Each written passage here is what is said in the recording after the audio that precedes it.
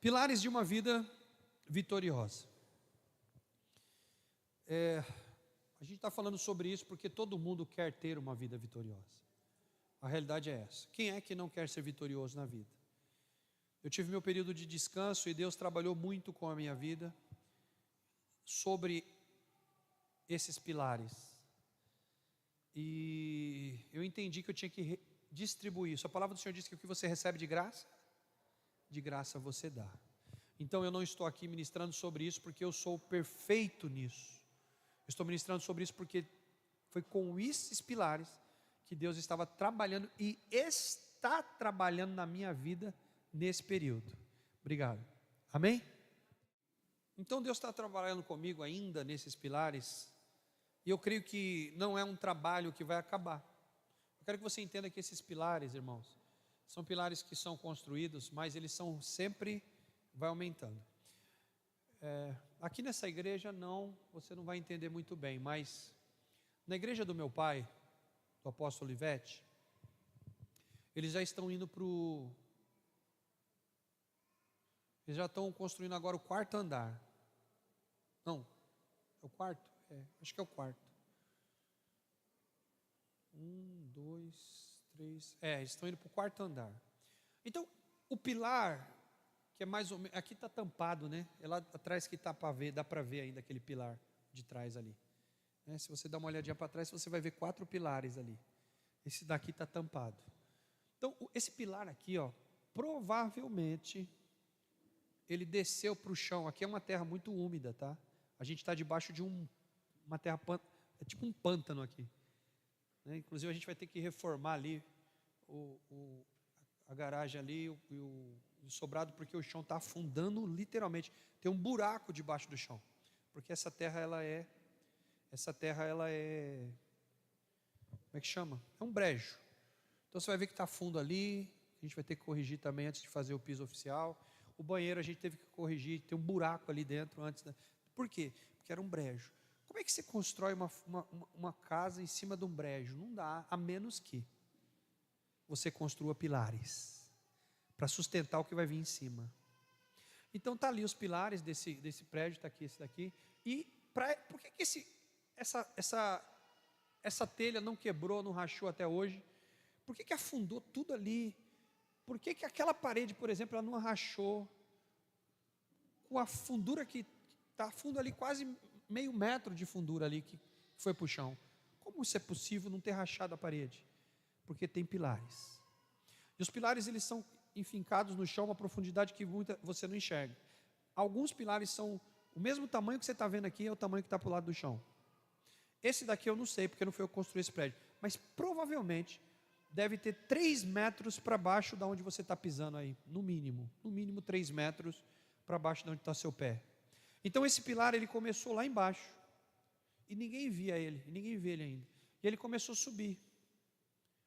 Ainda ninguém dá muita atenção ao pilar em si, enquanto não bate a primeira laje.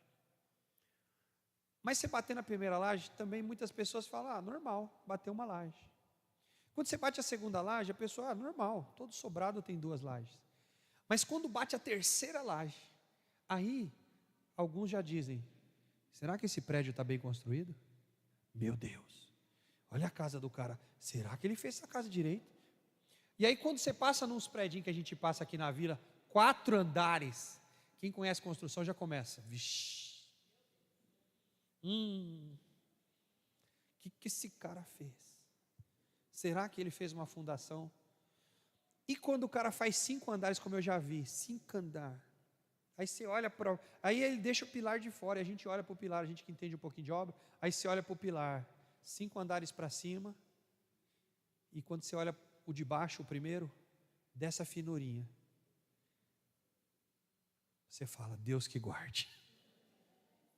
Porque se vier um furacão, como veio lá no Paraná, vai ser o primeiro a cair. O primeiro a cair. Se dá uma balançadinha no chão, é o primeiro a cair. Se for um terreno igual esse aqui, que é brejo, vai cair. Então o pilar, ele tem a fundação, ele tem que ter a fundação boa, e se dependendo da casa que você vai construir, ou o prédio, você vai subindo, mais um,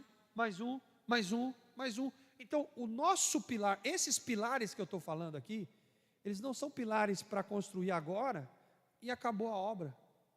A palavra do Senhor diz que essa obra vai continuar em Efésios 4, e a partir do versículo 11, ele deu os 5 ministérios para que esses 5 ministérios edifiquem a igreja do Senhor, até que a gente se torne varão perfeito, ou seja, os pilares vão continuar subindo. A igreja do meu pastor está no 4º andar, e vai subir mais um, e no caso eles vão terminar o que eles querem, mas a obra que o Senhor começou, só vai terminar quando Jesus voltar.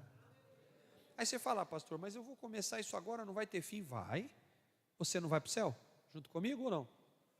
Mas quando você for, quando nós formos, esse pilar vai estar tão bem construído, que ele vai dar para a gente alcançar o céu. Literalmente.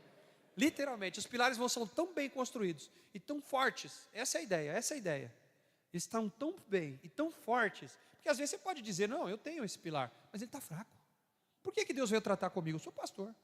Eu estou pastoreando essa igreja, vai fazer 20 anos que eu estou pastoreando essa igreja. Mas eu sou crente desde os 14 anos. Eu não tinha, Deus não tinha trabalhado com mansidão nunca na minha vida? Já. Deus nunca tinha trabalhado com, qual foi o outro pilar que eu disse? Com humildade na minha vida? Já. E por que você está dizendo para mim que agora, depois de anos, você... São 50 menos 14, dá quanto, gente? 36, mais um? 37 anos depois, você está dizendo para mim, 37 anos depois, você está dizendo para mim que o seu pilar da mansidão, que o seu pilar da humildade ainda tem que continuar sendo erguido? Claro que sim, porque eu ainda não cheguei na estatura de varão perfeito, que é lá na glória. Então eu tenho que continuar levantando o meu prédio, amém, cara, queridos? E se você não tinha esse pilar, pelo amor de Deus, você tem que começar a construir ele agora. Porque essa construção, essa edificação não edifica, você não vai ser edificado como crente, como cristão genuíno, sem o pilar da mansidão, esquece. Jesus disse, o versículo principal que a gente tem lido, é Mateus 11, a partir do versículo 28. E ele diz, aprendei de mim a construir esse pilar, aprendam comigo, porque eu sou manso e eu sou humilde. Vocês têm que aprender comigo mansidão e humildade. Tudo bem estar aqui? Então ele começa a dizer, se eu construir esse pilar na minha vida aqui na terra como homem, ele não construiu como Deus. Presta atenção. Tem gente que fala, mas Jesus é Jesus, né? Eu não sou Jesus. Já viu alguém dizendo isso? Eu não sou Jesus. Não, Jesus perdoa, eu não perdoo. Jesus fazia, não, mas eu não sou Jesus. Na verdade, Jesus disse para a gente ser como Ele. Então, se eu tenho que ser como Jesus, eu tenho que ser manso como Jesus, eu tenho que ser humilde como Jesus, e esses pilares têm que ser fortificados. Por quê? Porque eu estou edificando a igreja de Cristo. Eu sou um pilar da igreja de Cristo. Dentro de mim, os 4 pilares vão edificar a igreja de Cristo. Vocês estão aqui, não? Então, ok. Então, esses pilares têm que começar muito reforçados e continuar forte. Porque eu posso até ter feito o primeiro andar forte. Agora, e os outros próximos? E se eu fiz o primeiro forte e o segundo fraco? E o terceiro fraco? O prédio vai cair até chegar no primeiro. Ou os outros que caíram vão derrubar aquele que você disse que era forte, porque os outros é fraco, derrubou tudo. Então, a vontade de Deus é que nós construamos a nossa casa sobre a rocha. E a rocha, nesse caso, falando de obras, é a sapata. Jesus é a base, é a rocha onde os pilares vão sair a partir na construção a gente chama de sapata. É um quadrado assim, grandão, no pé dessa coluna, de cada uma delas, no pé delas, tem um quadradão, cheio de ferro, cheio, bem forte mesmo, e cheio de cimento. Quem vai construir casa, quem quer construir casa aí, escreve o que eu estou te falando. Você vai, onde fica mais dinheiro, é debaixo do seu pé, que você não vê. E as pessoas vou dar uma aula de construção para vocês aqui. No lugar onde você deveria gastar mais dinheiro, é onde as pessoas tentam economizar. Ninguém que vai construir deveria economizar dinheiro debaixo da terra. Exagera. Pastor, mas essa coluna é um exagero. Exagere. Essa sapata é um exagero. Exagere. Por quê? Porque o que está debaixo, A sapata que está segurando e que está para baixo é o que vai garantir que a sua casa vai te ficar de pé 50 anos. Pessoal da obra aí, estou falando verdade ou mentira? Verdade ou mentira? Aí, quando vocês são contratados, o que o dono fala? Ô pedreiro, dá para economizar não, pedreiro? Ô pedreiro, não é assim que eles falam? Poxa, pedreiro, comprei 30 sacos de cimento semana passada, você já gastou tudo. Claro, uma sapata só, quantos sacos de cimento vai? 3, 4, sei lá, numa sapata boa. 4 sacos numa sapata boa. Uma sapata boa. O cara comprou 10 sacos semana passada, o cara só encheu 2 sapatas, e aí ele pediu para o cliente mais. O cliente, nossa, pedreiro, comprei 10 sacos de cimento, e ele quer economizar na estrutura. Fala para o irmão que está do seu lado, o que o pastor está dizendo é que na questão dos pilares que ele está ensinando, não tem que ter economia. Diga, não economize na sua mansidão. Pastor, eu estou sendo manso demais, eu estou parecendo um trouxa. Ninguém está falando para você parecer trouxa. Porque a gente já aprendeu que mansidão não é não ter força ou postura. Mansidão está relacionado em você decidir a não usar a sua força ou a dignidade que você tem em favor de ofender, em favor de querer justiça própria, em favor de você terminar a discussão dizendo, eu quero terminar para que ele tem que saber que eu estou certo. A mansidão é ficar quieto conscientemente, não é porque você é burro, não é porque você é bobo, é porque você decidiu ser manso. Você está entendendo? Fala para a pessoa aí que você estava falando com ela, continua, fala. O pastor está dizendo é que se você está começando agora a plantar esses alicerces, não economiza na medida da mansidão. Diga, não economiza na medida da humildade. Fala para ele, a humildade, diga, é como o cimento, é o que você tem que gastar mais. Fala para ele, ponha bastante cimento, ponha bastante humildade. Fala para ele, mas aí o cara fala assim, não, mas eu estou desperdiçando. Fala para ele, a quantidade de humildade nunca será desperdiçada. Diga, quanto mais humildade, mais um crente forte você será. É isso.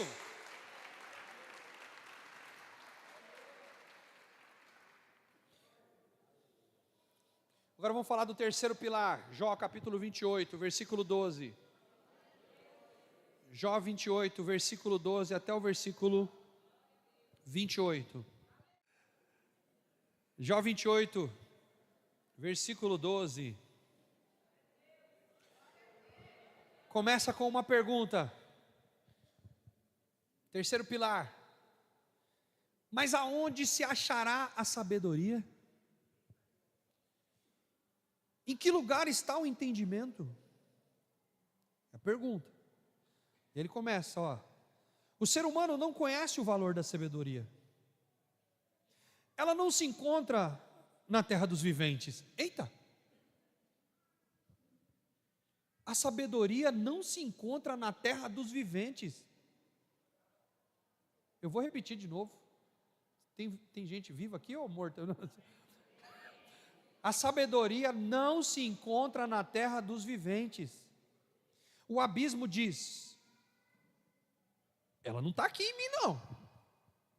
O mar, que é imenso, né? O mar, ele diz, também não está comigo. Não se compara a sabedoria com ouro fino. Ela também não pode ser apagada com prata, ou melhor, paga, né? Apagada não, paga com a prata. O seu valor não pode ser avaliado pelo ouro de Ofir, nem pelo precioso ônix, nem pela safira. O ouro não se iguala a ela, nem o cristal. Não se pode trocá-la por joias de ouro fino. Ela faz esquecer o coral e também o cristal. O preço da sabedoria é maior do que das pérolas. O topázio da Etiópia, eu não sei o que é isso, mas deve ser uma coisa muito cara. O topázio da Etiópia não se compara com ela. Não se compra a sabedoria nem com ouro puro. Mas de onde vem a sabedoria então? Em que lugar está o entendimento?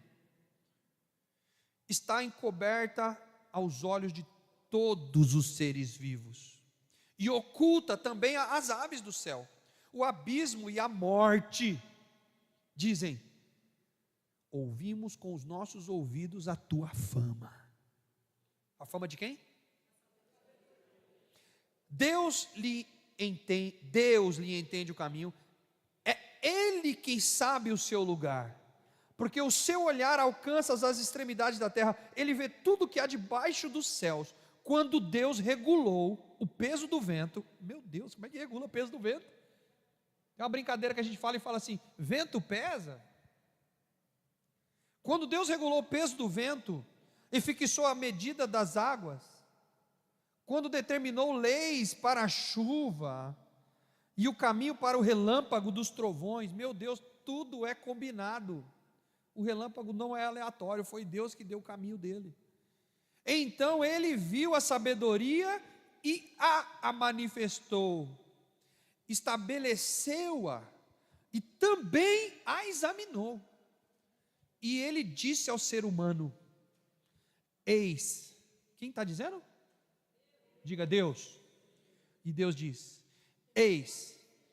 Não, isso aí vamos ler junto. 1, 2, 3. O que Deus diz?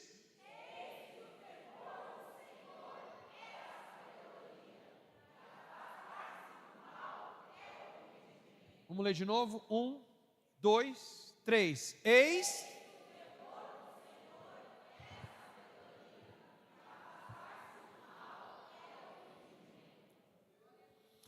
Então presta atenção, meus amados.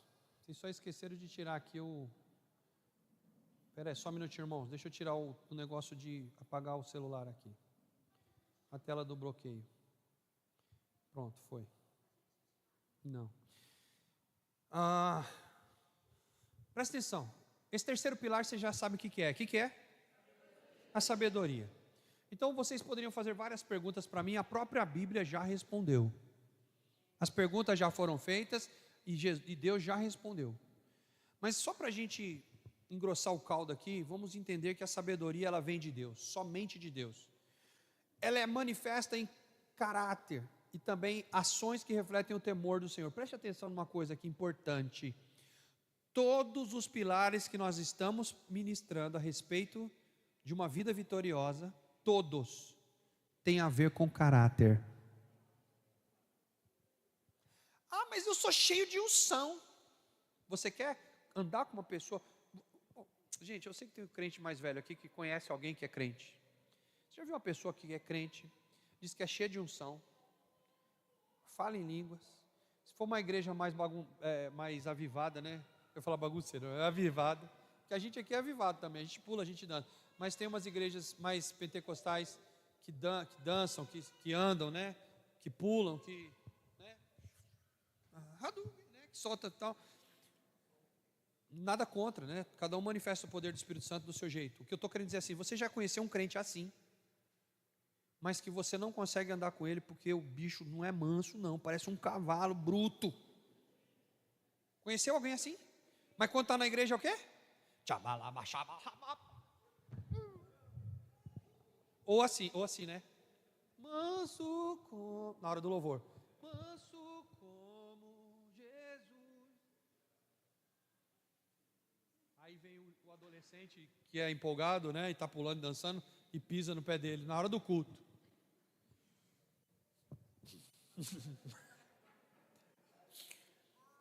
Quem já conheceu crente assim? Diz que é cheio do Espírito Santo, mas na rua ninguém suporta. Cadê a mansidão? E a humildade então? Onde foi parar? Né? Então, queridos, deixa eu te falar uma coisa. Cada uma dessas situações está relacionada ao nosso caráter. Diga, os pilares de uma vida vitoriosa também são pilares de caráter. Diga essa frase é muito famosa entre nós aqui há muito tempo. Escreve aí, você que gosta de escrever. A unção sem caráter é catástrofe. E é por isso a pergunta que todo mundo faz: mas aquele não era crente? Ele não era cheio do poder? Ele não rodopiava na igreja? Ele não pulava? Ele não orava em línguas? Ele não isso, ele não aquilo, quando ele era crente? Não ia até de terno e gravata, e metia o pau em todo mundo que se vestia mal? Ele não era assim? E por que que ele está assado? Por que que ele está assim agora? Porque ele era tudo isso mesmo que você falou. Só que ele só não tinha o quê? Os pilares de caráter. E como ele construiu uma casa, preste atenção, sem alicerce, sem bases de caráter, o que que aconteceu? Você viu a casa pronta, arrumada, engravatada, falando, andando, fazendo, você viu a casa. Só que depois que você olhou a casa de novo, cadê a casa? Cadê a casa? Veio um furacão e derrubou a casa. O caráter dele não sustentou. Tem uma outra frase que a gente fala aqui, muito famosa também na escola, na ENFA. Se você não passou por essa frase, o seu professor comeu bola, você não chegou no livro ainda. Mas você vai chegar nessa frase. Que o teu caráter, escreve aí, o teu caráter pode te levar, ou melhor, perdão, está errado, não é o teu caráter não. O teu dom pode te levar a um lugar, e eu vou incluir uma palavra que não está na frase. Eu vou incluir. O teu dom pode te levar a um lugar tão alto que o teu caráter não vai conseguir manter você lá. Vou repetir. O teu dom pode te levar a um lugar tão alto que o teu caráter não vai conseguir sustentar você lá onde você chegou. E aí você vai despencar lá de cima. Na internet está assim, ó. Na internet, no YouTube está assim, de evangélicos, cantores, pastores, líderes e outros, que o dom que ela tinha levou ela para um lugar tão alto que ficou famoso, mas o caráter dela não manteve ela lá. De lá de cima ela despencou. Caiu por quê? Os pilares despencaram. Vocês estão entendendo, irmão? Tá boa essa palavra? Tá fazendo sentido para você? Espero que sim. Glória a Deus. Então, a sabedoria de Deus, ela é manifestada em caráter também e ações que refletem o quê? O temor do Senhor. Gente, não confunda a palavra temor com medo. É duas coisas diferentes. Por exemplo, aqui na igreja, tem gente que tem medo de mim. E eu não gosto que as pessoas tenham medo de mim. Mas infelizmente isso faz parte de quem é líder. Faz parte do cargo, né? Infelizmente. As pessoas têm medo de você. Eu não gosto. Eu gosto que as pessoas tenham o quê? Respeito e temor. O que é respeito? O que é temor ao Senhor? Temor ao Senhor está relacionado a respeito. A gente vai falar um pouquinho mais sobre isso. Está relacionado, o temor ao Senhor está relacionado a entender quem Ele é, qual é a figura que Ele tem no planeta. Ele é o Senhor de todo o universo. Então eu o respeito no nível que Ele é para mim. Eu tenho um nível de respeito àquela autoridade, a ponto de que esse respeito me faz, quando eu vou orar, me faz dobrar os joelhos diante dele, porque eu o respeito. Eu não dobrei os joelhos como um escravo. Eu não devo dobrar o joelho. Escravo tem que dobrar o joelho diante do seu senhor. Vocês lembram dos filmes que vocês já assistiram dos reis? Tem filme de reis aí que a gente assiste, você vê na televisão, era verdade isso. Na Bíblia está escrito sobre Esther, a mulher do rei Assuero. A mulher dele entrou de qualquer jeito lá dentro, lá do palácio, a mulher, a esposa.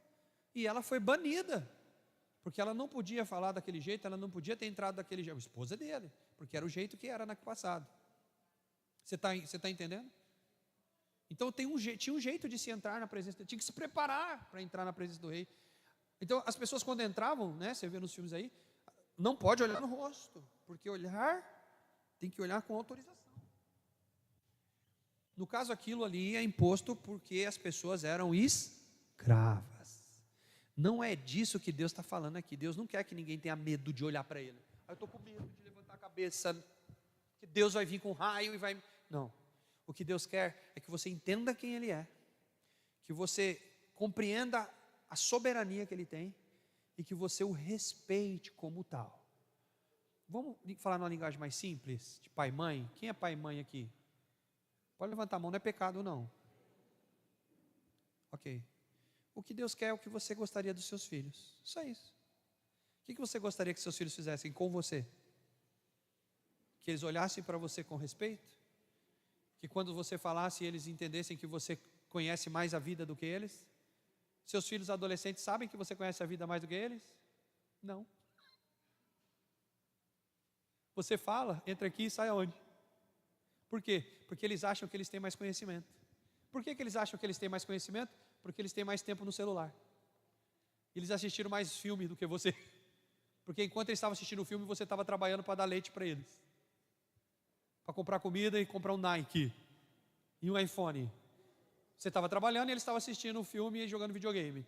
E agora que você quer dar uma ordem ou dar um conselho, seu filho diz o seguinte: mãe, você está errada. Não, você está errada. Não, pai. Às vezes não fala para o pai ou para a mãe porque tem medo. Tem o quê? Medo. Mas vai e fala para o colega. Esses dias, tinha duas criancinhas que eu não vou revelar o nome. Duas criancinhas conversando no telefone e a gente ouvindo. As duas conversarem no telefone. As duas criancinhas. Criança. 5 anos cada uma. Uma pegou o telefone, ligou para o outro e as duas conversando. As duas criancinhas. Aí as duas criancinhas, 5 anos. A minha mãe é uma chata. E a minha mãe também. Mas por quê? Eu queria ir na sua casa, mas a minha mãe acha que eu não posso ir. Ela não deixa eu ir na sua casa. A minha mãe não sabe das coisas. E começaram uma a falar mal da mãe dela, da sua própria mãe. Então as crianças, desde pequenininha, a palavra do Senhor diz que a estultícia está ligada ao coração da criança. Imagina essa criança quando crescer e ser adolescente. Se ela acha que a mãe está errada agora, com 5 anos, e quando tiver com 13. Então, o que acontece se chegar nesse nível? Em nome de Jesus, com essas crianças não vai chegar. Mas o que acontece? O normal é que elas perdem o temor. E perder o temor não é perder o medo do pai ou o medo da mãe. Elas perderam o respeito. Elas não vê o pai mais como aqueles cara que sabe tudo. Ela não vê a mãe mais como aquela trabalhadora que tudo que ela pergunta, a mãe tem uma resposta. Ela não consegue ver a mãe que tem a resposta para tudo mais. Agora quem tem a resposta para tudo é o coleguinha da rua. Quem tem a resposta para tudo é o professor comunista da faculdade. É assim. E o que Deus está querendo? O que é a sabedoria? A sabedoria é nós não sermos como adolescentes diante de Deus.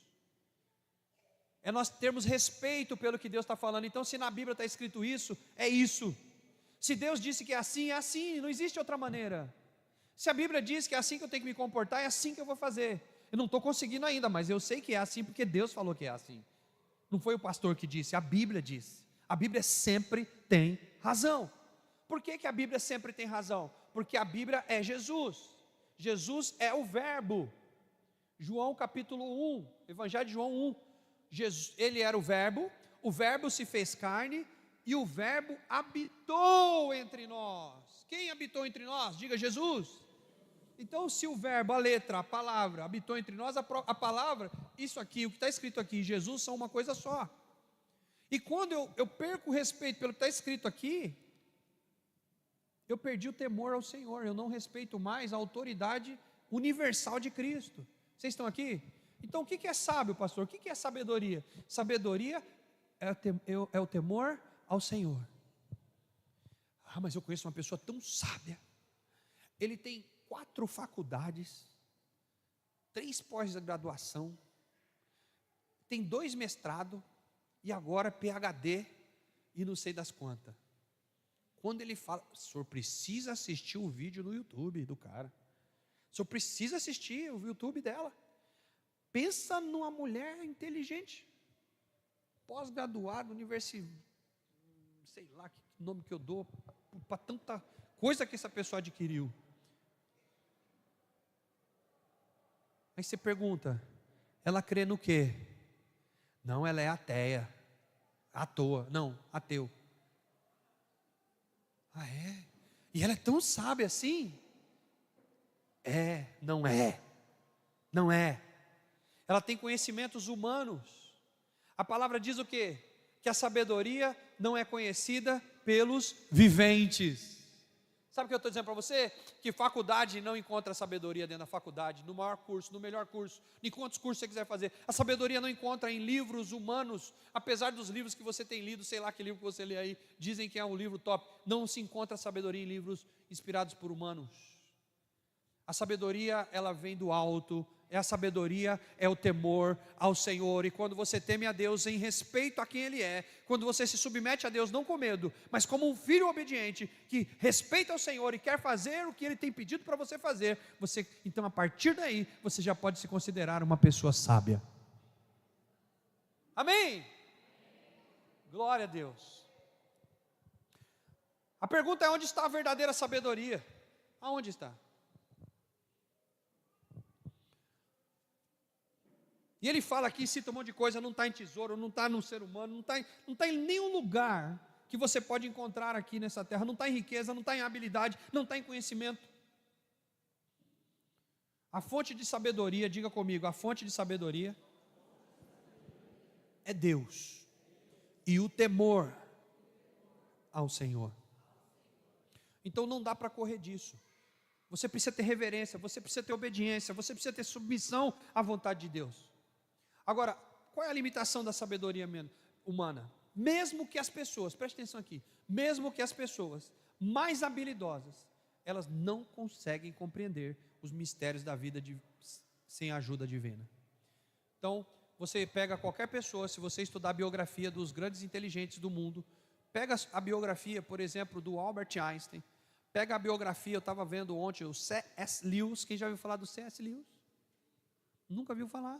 Mas você já assistiu o filme As Crônicas de Nárnia? Quem já assistiu? Nunca assistiu também? Podia assistir, é um filme legal. C.S. Lewis é um cara ateu, durante muitos anos ateu. Ele era ateu. Porém, o C.S. Lewis estava na faculdade mais famosa do planeta, e ainda hoje ainda é tão famosa assim, a faculdade de Oxford, Harvard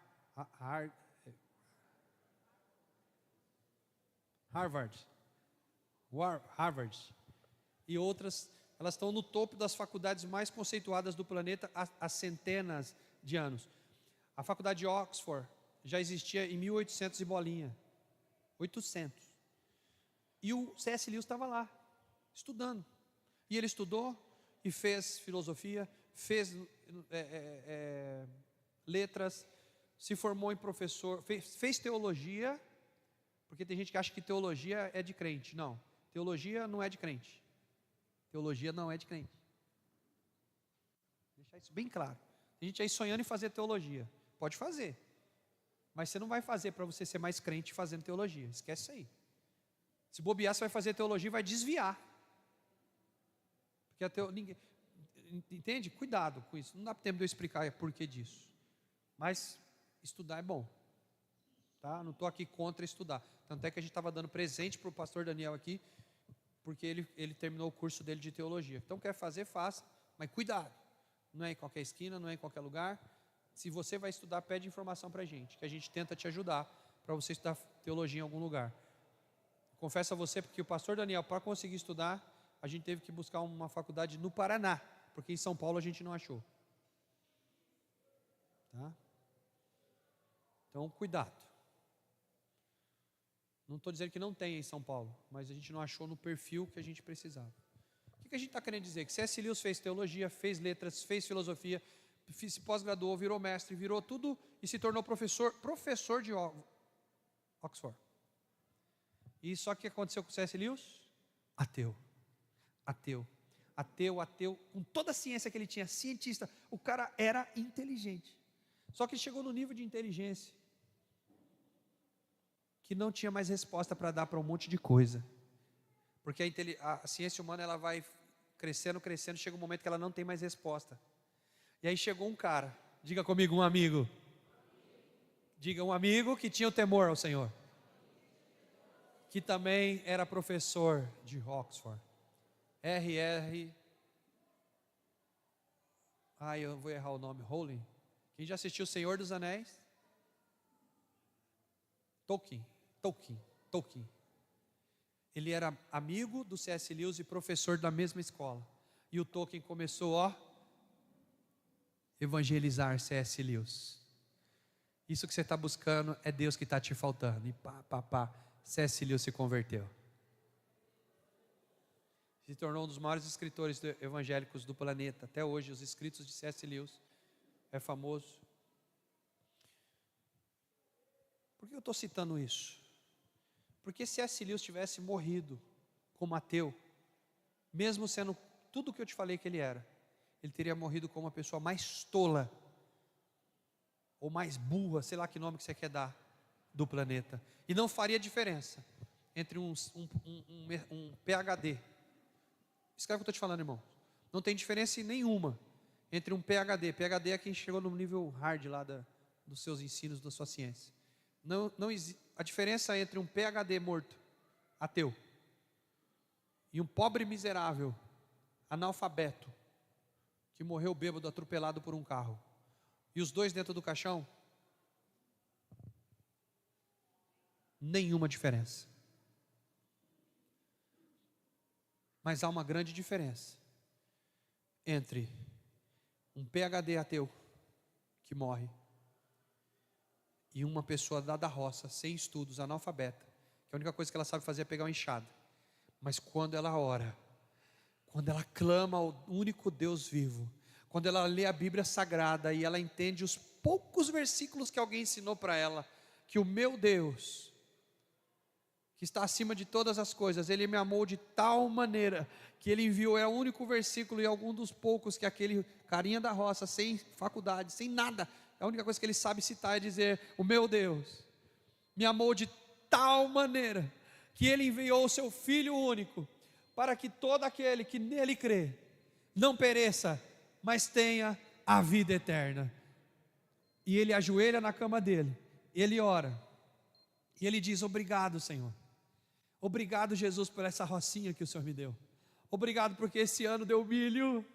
Obrigado porque esse ano deu feijão, e eu quero te agradecer. E eu quero levar as minhas primícias para a igreja, e eu quero entregar o meu dízimo do primeiro saco de feijão. Eu quero, Senhor, te amar. Eu te amo, Senhor, pela chuva que o Senhor desceu na minha roça esse ano. O Senhor é o Deus dono da chuva, o Senhor é Deus dos céus, o Senhor fez essa terra seca, Pai, eu te agradeço, Jesus.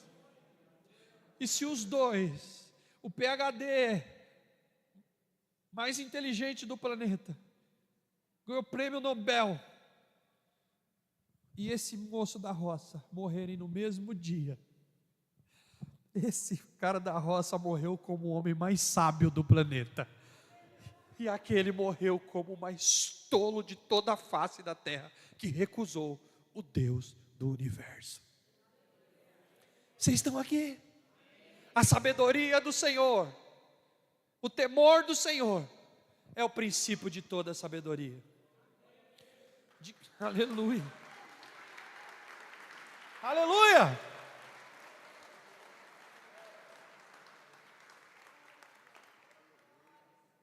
Meu horário já estourou. Posso terminar aqui se vocês quiserem. Mas se vocês quiserem mais 10 minutos, eu tenho muito mais para dar que o Espírito Santo me deu. Eu queria dar de graça. Eu só vou continuar se pelo menos metade das pessoas quiserem. Levanta a mão se você quer mais 10 minutos. Amém. A gente tem que estar em concordância, amém? As duas fontes de sabedoria. Eu tenho duas, não adianta você querer, não existe 3 fontes. São 2. Ou você tem a sabedoria terrena, do jeito humano, que é uma sabedoria que a gente já provou aqui que é mentirosa e falsa. Ou você tem a sabedoria divina. São as 2 fontes. Aí você tem que decidir qual você quer. Bom, qual o resultado da sabedoria terrena? Vamos ver. Sabedoria terrena leva você a ser o quê? Egocêntrico. Porque quanto mais você aprende, o que você começa a fazer? Eu sou. Eu ganhei o prêmio. Eu sou a pessoa que foi escolhida na minha faculdade para representar toda a turma. Por que o professor me chamou? Porque eu sou a que fala melhor. Eu sou a que tem mais conhecimento nessa área aqui dos meus colegas. Ei, lá na empresa, me convidaram para ser o gestor, porque eu sou a pessoa que tem mais conhecimento. de toda a área aqui dessa chão da fábrica. Não tem ninguém que sabe mais do que eu aqui de todo o produto, desde do início até a jornada chegar na mão do cliente. Eu conheço tudo. Eu sou a pessoa que tem mais sabedoria aqui dentro dessa empresa. Essa é a sabedoria do homem egocêntrico, ou seja, você está no centro, você é a peça fundamental. Isso tem a ver com humildade? Isso tem a ver com os outros dois pilares que a gente ministrou? Isso tem a ver com mansidão e humildade? Nada a ver, então já está fora. A sabedoria terrena, ela traz egocentrismo, inveja, porque tem muita gente que se torna tão, estuda tanto, trabalha tanto, faz tantas coisas, não é porque ela quer atingir o nível máximo, porque uma outra pessoa ainda está na frente dela, tem alguém que ainda está na frente dela. Tinha duas pessoas que brigaram, eu não sei se eu vou lembrar o nome deles aqui, Thomas Edison e o que inventou o motor, o nome do cara me ajuda, Tesla. Thomas Edison e Tesla. O Thomas Edison tinha dinheiro, o Tesla não. O Thomas Edison também era um cientista famoso, mas o Tesla, pelo menos o que dizem, que ele era muito mais inteligente do que o Thomas Edison. O Thomas Edison roubou projetos do Tesla. Então você percebe que a sabedoria e o conhecimento humano, eles vão crescendo, e um começa a ter inveja do que o outro tem. E o Thomas Edison passou a perna no Tesla, porque ele tinha dinheiro, e comprou direitos autorais que era do Tesla, de coisas que depois o Thomas Edison ficou com a fama e disse, aqui foi Thomas Edison, não foi o Tesla. E o que leva? Inveja comigo, inveja. Mas eles não eram sábios? Diante da sociedade, se você perguntar quem foi Thomas Edison, foi o cara que fez a luz, tá? Para quem não sabe, a lâmpada. Se você perguntar para ele, perguntar sobre o Tesla, eles não vão dizer para você que esse cara, o que o mundo vai dizer? São dois sábios do planeta, são os dois sábios nessa área. Não, morreram sem Jesus. Vocês estão aqui, que sabedoria há nisso? Então o resultado da sabedoria terrena é inveja, contenda, confusão. Versículo 16 do Tiago, eu li Tiago para vocês? Não li, né? Vamos ler Tiago, capítulo 13, vamos? Tiago 3, versículo 13, agora eu vou mexer com vocês nesses 10 minutos aí. Aleluia. Olha lá, quem entre vocês é sábio? É uma pergunta, olha que legal, lá em Jó começou com pergunta, não começou? Aqui em Tiago também começa com pergunta, ele começa perguntando, quem é que entre vocês é sábio e inteligente? Quem? Aí, Thomas Edison, é o Einstein, é o Tesla, é o, como é que é o nome desse outro aí, famosão agora, que é dono de tudo, ele é dono até da Tesla agora. Como é o nome dele?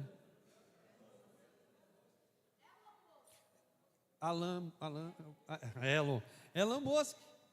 Não é o Elon Musk que é o homem mais inteligente. O Elon Musk está moscando, irmão. A José, essa piadinha foi bem, né?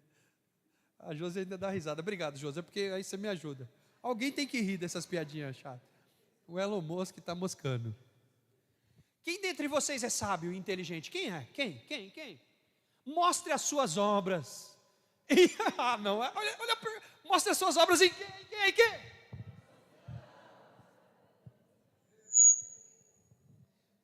Mostre as suas obras em mansidão de sabedoria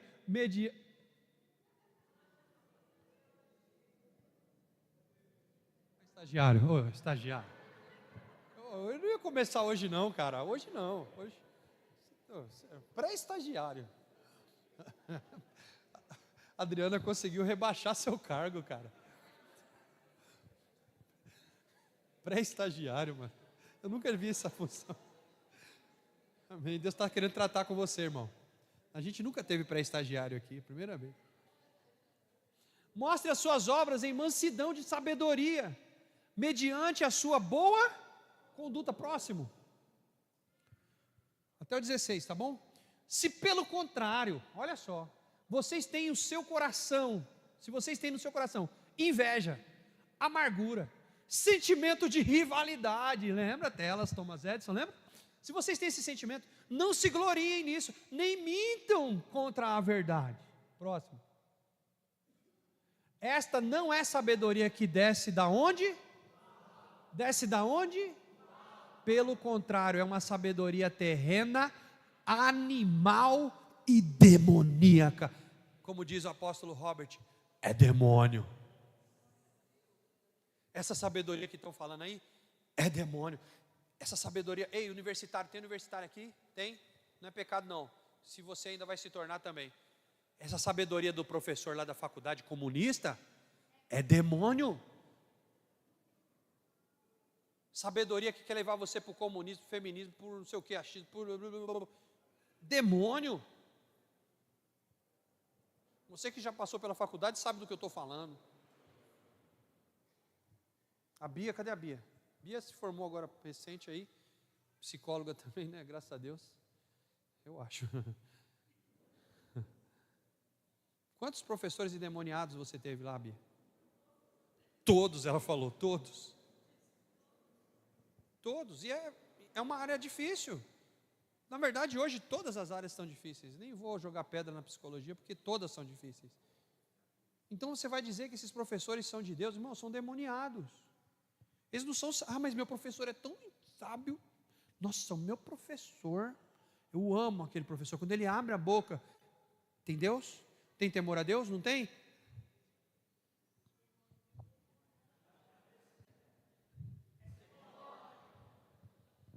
Aleluia. 16. Pois, onde há o que? Inveja, rivalidade, e ainda há confusão, e toda espécie de coisas ruins. Deixa eu ver se o 17 conclui, só põe o 17 aí para a gente ver. Isso, mas a sabedoria lá do alto, ela é primeiramente o que? Pura, e depois o que? Paz, e depois o que? E depois? E depois? E depois? E depois? E depois?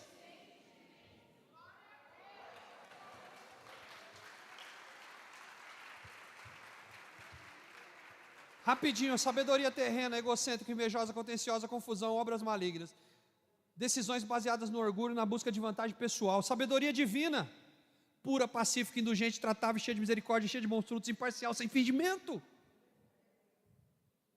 Olha a diferença. Qual é o resultado da sabedoria divina? Diga comigo, harmonia. Diga justiça. Por que a gente não tem justiça no nosso país? Porque a gente tem governantes. Vamos lá, vamos lá, vamos lá.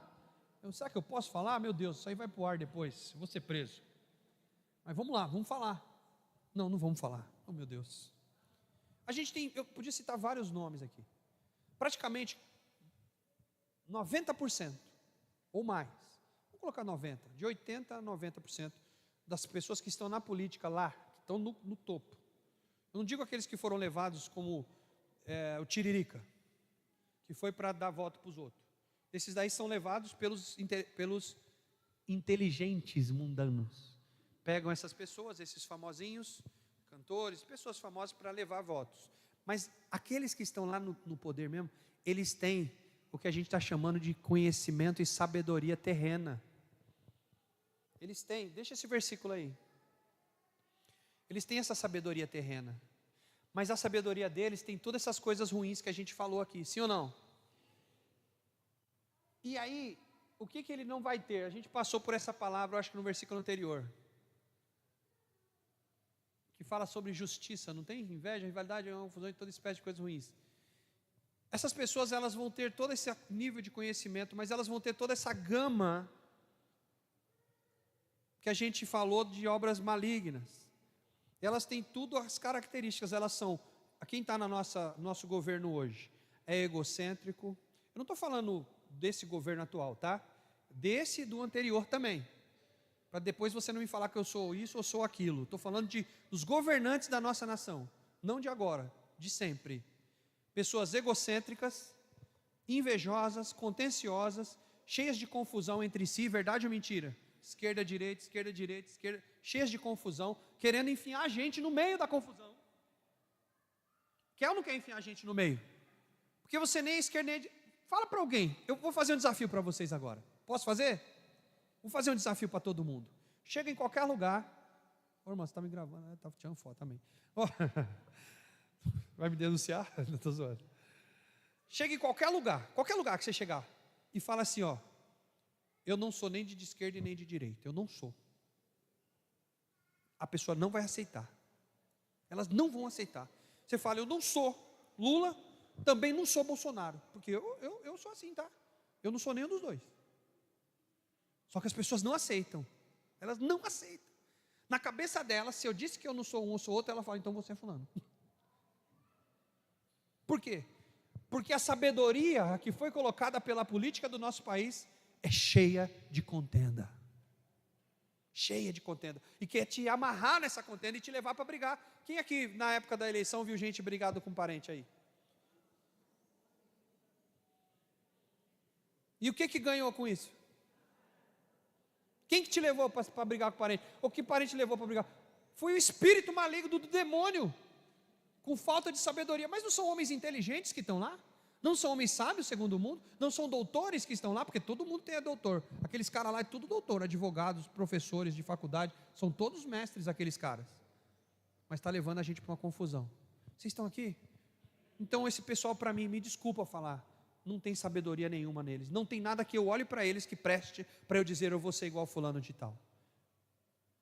Agora quando eu olho para Jesus, eu encontro em Cristo tudo o que eu preciso para ser uma pessoa sábia, tudo. Jesus na hora da política, porque ali era um jogo político. Na morte de Jesus, a morte de Jesus era um jogo político, irmãos. Tinha os hebreus ali com politicagem, porque Roma dominava tudo. Eles estavam diante do governador escolhido por Roma. Agora eles queriam matar Jesus, porque os políticos fariseus ali, crentes, evangélicos, sei lá, né? Queriam matar Jesus porque estavam atrapalhando eles ganhar. Jesus estava atrapalhando eles. Então eles entregaram ele para o Pilatos. O Pilatos, que era político, cheio de sabedoria, e tinha que dar ponto para um e também dar ponto para o outro. Ele não podia ser contra Roma, não podia ser contra os judeus, porque ia criar uma bagunça ali, uma guerra civil. Para ele não criar uma guerra civil, na sua imensa sabedoria, o Pilatos pergunta para Jesus, jogo político. Ó, eles estão dizendo aí que você é rei dos judeus, cara. Você é? Jesus estava em silêncio, ó, já fazia um tempão. Jesus só disse assim, ó, tu dizes. Diga assim para mim, uma resposta simples, pura, sem malícia, sem contenda, sem discussão, jogou a responsabilidade nas costas do Pilatos. Uma simples resposta. Fala para o irmão que está do seu lado, sabe qual é o seu problema? Porque você não tem sido sábio. E aí por isso você não tem uma resposta simples. Você quer discutir. Diga, discussão não é sabedoria. Diga, o pastor está falando? Porque ele é o primeiro que foi pego pelo Espírito Santo. Porque você conhece alguém que já discutiu muito? Pergunta para ele, você conhece alguém que já discutiu muito? Fala, se você não conhece, fala para ele, se você não conhece, ele está ali na plataforma, com o microfone na mão. E sabe o que eu ganhei com as minhas discussões? Nada, eu só me lasquei. Toda vez eu só me lasquei. Seja dentro de casa com a minha esposa, seja com os meus filhos, seja com lá de fora, seja aqui dentro da igreja com algum discípulo, porque aqui é difícil. Mas seja com qualquer situação, eu só me lasquei. Já perdi emprego, já perdi situações, já ofendi pessoas, já saí ofendido, já fiquei com a minha imagem manchada em alguns lugares. Tudo por falta de sabedoria. E por falta de mansidão. E por falta de humildade. Só que hoje Deus tem me dado mansidão quando eu preciso. Eu repito, estou em construção, porque senão você vai achar que eu sou o cara. Eu não sou. Eu estou em construção, mas hoje eu já posso dizer que eu tenho um pouco de mansidão, que eu já comecei a construir meu pilar de humildade e já sou uma pessoa mais sábia do que eu era. Então hoje eu já posso me considerar que eu sou mais vitorioso hoje do que eu fui anteriormente. Pastor, e qual é o fim dessa série? A ideia é que no final dessa série você comece a andar em vitória. Dia após dia, andando em vitória e crescendo em cada um desses pilares. Vocês estão aqui ainda? Glória a Deus. Ele já disse aí. Qual a diferença então? A sabedoria divina. Ela é pura, pacífica, indulgente, tratável, cheia de misericórdia. Pura. Eu vou só ler para a gente ser rápido, senão eu vou... Cada um desses tópicos... Irmão, isso aqui dá um seminário, amém? Só para você saber. Tem um seminário aqui na minha frente, mas não dá tempo. Ela é pura porque a pureza ela não se mistura com interesses pessoais. Os seus interesses não se misturam com os interesses de Deus. Então, por que é puro? Porque é como água limpa, não tem sujeira lá dentro. Você não coloca as suas coisas no meio de... O que o Senhor está interessado? Quando Jesus foi morrer, Jesus tinha coisas dentro dele. Ele falou, Pai, afasta de mim esse cálice. Ele tinha uma alma. Mas ele terminou dizendo o quê? Não faça a minha vontade, faça o quê? A tua vontade. Porque a minha vontade pode sujar o plano. Porque o plano de Deus é E ele falou, Senhor, se a minha vontade for sujar o plano, não faça a minha vontade, faça a tua. E Deus fez. E Jesus foi para a cruz de boa. E por que você não consegue ouvir o não de Deus?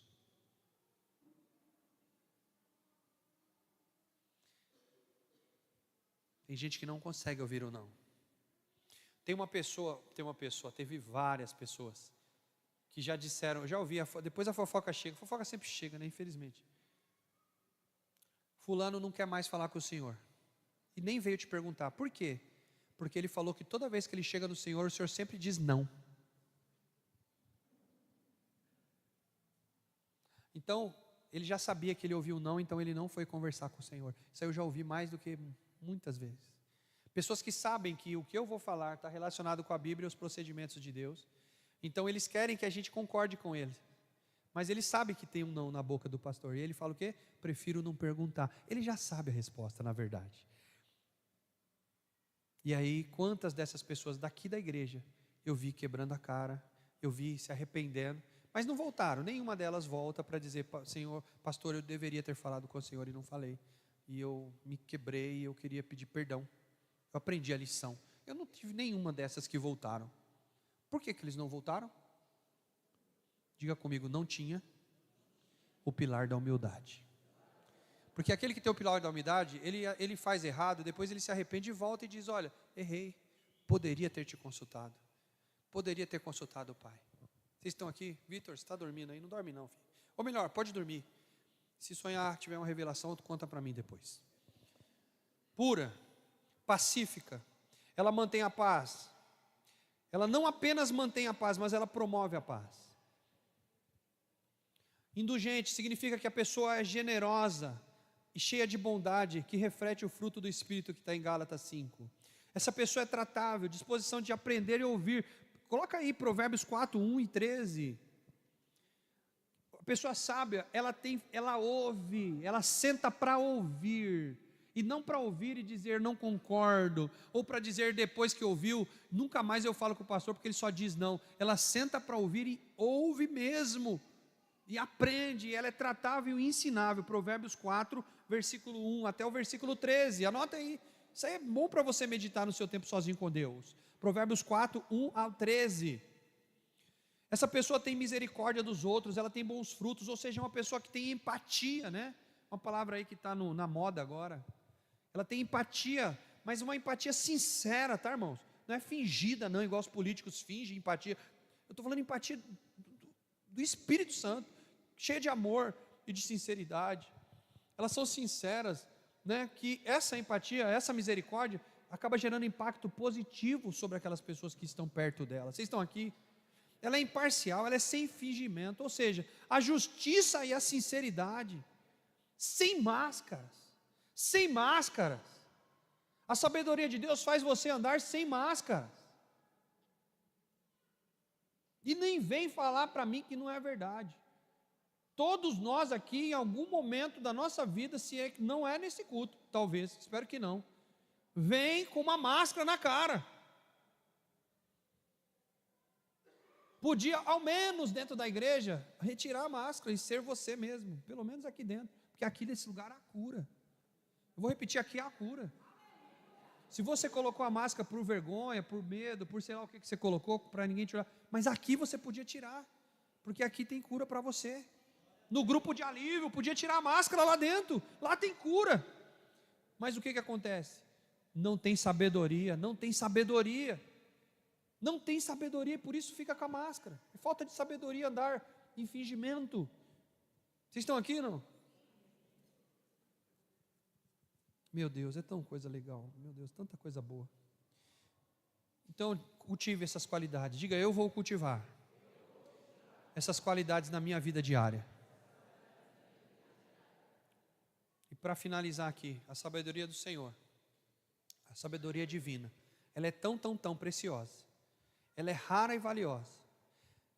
Ela é transformadora. Oh meu Deus, a sabedoria de Deus, ela não é só um conhecimento humano, mas a vida que glorifica a Deus e abençoa outras pessoas.